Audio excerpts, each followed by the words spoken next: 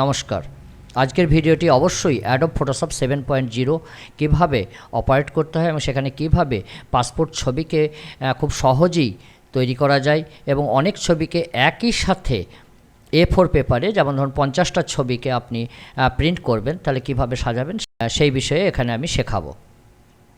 তো আমাদেরকে অ্যাডোব ফটোশপে চলে আসতে হবে। আমাদের এটি অ্যাডোব ফটোশপ 7। আপনিও অ্যাডোব ফটোশপ 7 ওপেন করে নেবেন এবং অ্যাডোব ফটোশপ 7-এ পাসপোর্ট সাইজ ছবির উপরে কাজ করতে গেলে সর্বপ্রথম এইটা বুঝতে হবে যে পাসপোর্ট সাইজ ছবির আসল মাপ কী। আমাদের ভারতে পাসপোর্ট সাইজ অরিজিনাল মাপ হচ্ছে 3.5 সেন্টিমিটার উইথ এবং হাইট হচ্ছে 4.5 সেন্টিমিটার। আপনি ইঞ্চেও আসতে পারেন, তবে আমি বলবো সেন্টিমিটারে থাকাটাই সবথেকে ভালো। এবং অ্যাডোব ফটোশপের এই ইন্টারফেস এর ওপরে আপনাকে কাজ করতে হবে। এই ইন্টারফেসটা খুব সহজ। এখানে লেফট সাইডে একটা প্যানেল দেওয়া হয়েছে, যে প্যানেলটাকে টুলস প্যানেল বলা হয়। মাথাতে একটা বার দেওয়া হয়েছে, এটাকে টুল বার বলা হচ্ছে। তো এগুলো আপনারা একটু দেখে নেবেন। ফটোশপে কাজ করতে গেলে সর্বপ্রথম এখানে আপনি একটু এডিটিংও ফটোকে করতে হয় এবং সেটা আপনি এখানে সহজেই করে নিতে পারবেন। তবে বেসিক এডিটিং যেটা, আপনাকে ইমেজের ক্লিক করে এখান থেকে আপনি অ্যাডজাস্টমেন্ট থেকে করে নিতে পারবেন। অ্যাডজাস্টমেন্ট থেকে, যেহেতু আমি ফটো ইম্পোর্ট করিনি, তাহলে প্রথমেই আমাদেরকে ফটো ইম্পোর্ট করতে হবে। তাহলে আপনি ফটো কিভাবে ইম্পোর্ট করবেন? ফটো ইম্পোর্ট করার সহজ পদ্ধতি হচ্ছে, এখানে ডাবল ক্লিক করুন। ডাবল ক্লিক করার পর আপনার যেখানে ফটো আছে সেখান থেকে একটা ফটোকে ডাবল ক্লিক করে দিন। ইম্পোর্ট হয়ে গেছে।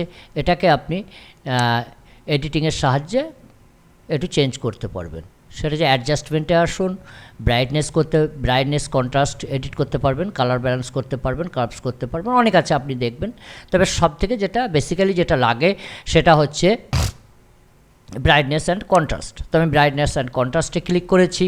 তো এখানে দেখুন ব্রাইটনেসে একটা বার দেখাচ্ছে, কন্ট্রাস্টে একটা বার দেখাচ্ছে। এটা কম বেশি করলে ছবির ব্রাইটনেসটা কম বেশি হবে। খুব সহজ। তো আমরা এটা নর্মাল রাখবো। আরেকটা হচ্ছে নিচে কন্ট্রাস্ট, সেম জিনিস।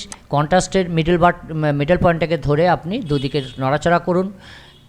কম বেশি হচ্ছে, আপনার প্রয়োজন মতো আপনি এটা করতে পারবেন। তো আমাদের দরকার নেই, আমাদের ছবি ঠিক আছে লাইটের ক্ষেত্রে, অতএব এটা আমি করছি না। তো এটা ক্যান্সেল করে দিলাম। মানে দ্বিতীয় টুলস যেটা ব্যবহার হবে সেটা হচ্ছে একটা মুভ টুল আর একটা কর্প টুল। তো আমরা এই মুহূর্তে মুভ টুলে আছি, তো আমরা কর্প টুলে যাব। তো কর্প টুলে ক্লিক করে দিয়েছি। কর্প টুলে ক্লিক করার পর ছবির ওপরে এই যে আমি হোভার করছি, একটা চৌকো ঘর দেখতে পাচ্ছেন। তো এটাকে আপনি মাউসের লেফট ক্লিক দিয়ে হোল্ড করুন এবং নিচে দিয়ে টানুন। দেখুন বড় হচ্ছে, আপনার প্রয়োজন মতো এটাকে করে নিন। আরেকটা জিনিস আমি বলে দিই, পাসপোর্ট ছবির যেটা মেন জিনিস সেটা হচ্ছে ফেস 80% ফেস ওভার হতে হয়। তাহলে আমাদের যে ফেস রয়েছে এটা 80% হতে হবে, আর দুই শোল্ডার সমানভাবে আসতে হবে। এটা হচ্ছে মেন। মাথার দিকে একটু ক্লিয়ার রাখবেন, নাহলে অনেক সময় হয় কি, ফটো থেকে অনেকে ফটো করে, তাহলে সেখানে সে মার্জিন না থাকার জন্য ফটোটা হবে না। তো একটু ক্লিয়ার দেবেন। তো আমরা মাঝখানে করে নিয়েছি, দুদিকের শোল্ডার সঠিক চলে এসছে। এখন এটাকে আমি একটু ছোটও করে দিতে পারি। তো ছোটো করলে কাঁধটা একটু কমে যাবে, কমুক, কোনো অসুবিধা নেই। তো ফেস ওভারটা ভালো হবে। তাহলে আর একটু নিচে করে দিন একে। হয়ে গেছে। এটাকে জাস্ট এন্টার। তো আমার কর্প হয়ে গেছে। এখন দ্বিতীয় স্টেপ যেটা, সেটা হচ্ছে ফাইলে ক্লিক করুন, নিউয়ে ক্লিক করুন, আপনার পেজটাকে সেট আপ করে নিন। তো পেজ সেট আপ হচ্ছে মেন জিনিস, যেটাকে আপনি এই ফটোটাকে যেখানে সাজাবেন, যেটাকে অ্যারেঞ্জ করবেন, যেখানে 300 রেজুলেশন রাখুন। আর A4 সাইজে আছে, যেহেতু আমি অনেক ফটো নেবো একসাথে, তো A4 রেখেছি আমি। এখানে আপনি নামও দিতে পারেন। তো আমি এক্ষেত্রে নাম দিচ্ছি না, জাস্ট দেখানোর জন্য করছি বলে। 300 রেজুলেশন, ওকে করে দিন। তো পেজ রেডি। তাহলে A4 আমার পেজ রেডি। আমি মুভ টুলে ক্লিক করলাম। এই ওপরকার এই লম্বা লাইনটাকে বলে রুলার্স, আর এর নিচের বাঁ দিকে যে লাইনটা রয়েছে এটাও রুলার্স। এই দুটো লাইনের একটা কাজ আছে। এটা করলে আপনার ফটোটা সঠিক ওয়েতে বসবে। তো এখানে আপনার মাউস পয়েন্টারকে হোল্ড করুন এবং নিচের দিকে টানুন। দেখুন একটা লাইন নিচে নেমে আসছে। আপনার প্রয়োজন মতো কতটা আপনি পেপারের মাথাটা ছাড়তে চাইছেন তত দূর পর্যন্ত রেখে দিন। হয়ে গেছে। লেফটেও সেম, সাইডে কতটা আপনি ছাড়তে চাইছেন সেটা আপনি রেখে দিন, কেননা সেইটা আপনার বাদ যাবে মার্জিন হিসাবে। ঠিক আছে, আমি বসিয়ে দিয়েছি। তাহলে এখানে আমি এই ছবিটাকে এখানে বসাবো 1 বাই 1। তাহলে আমার যে মেন কর্প ছবি সেটার উপরে আপনি মাউসকে নিয়ে যান, অল্টারকে হোল্ড করুন, ড্র্যাগ করুন, ছেড়ে দিন, দেখুন চলে এসছে। এই ছবিটাকে আবার ড্র্যাগ করে আপনার জায়গাতে বসিয়ে দিন, বসে গেছে। এর পরের কাজ হচ্ছে এর কপি নেবো আমি। কপি করতে গেলে অল্টারকে হোল্ড করে টিপে ধরে থাকুন, মাউস কার্সার দিয়ে এটাকে ডাইনে ড্র্যাগ করুন, চলে এসছে, বসে গেছে। তো আমি এটা সঠিক হতে নেব, হলো, দুটো হয়ে গেছে আমার। এখন তৃতীয়টাকে ওই করব আমি, হয়ে গেছে। চতুর্থ হয়ে গেছে, পঞ্চম হয়ে গেছে, সিক্স।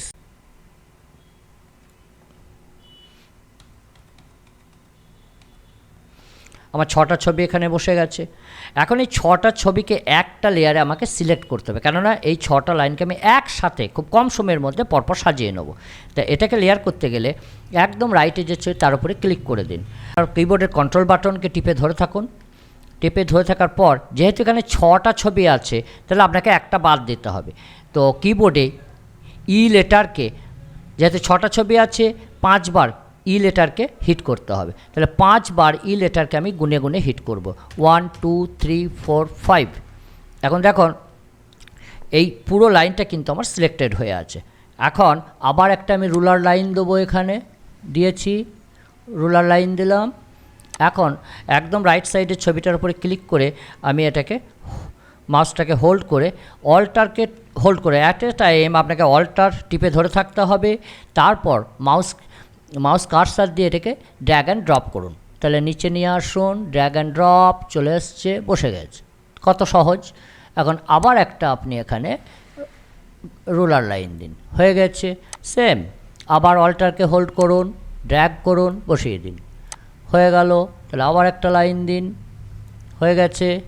তাহলে আবার অল্টার, সেম ওয়ে, ছেড়ে দিন। এইভাবে সব ছবিগুলোকে আপনি সাজিয়ে নিন, খুব সহজ, ঘাবড়ানোর কোনো কারণ নেই। যারা প্রথম করছেন তাদেরকে হয়তো একটু ইয়ে মনে হতে পারে, কিন্তু একটু ভালোভাবে দেখলে এটা কোনো সমস্যাই নয়, খুব ইজি ম্যাটার্স। তাহলে এটা হয়ে গেল, সেম। তাহলে আমার এতগুলো ছবি কিন্তু বসে গেছে।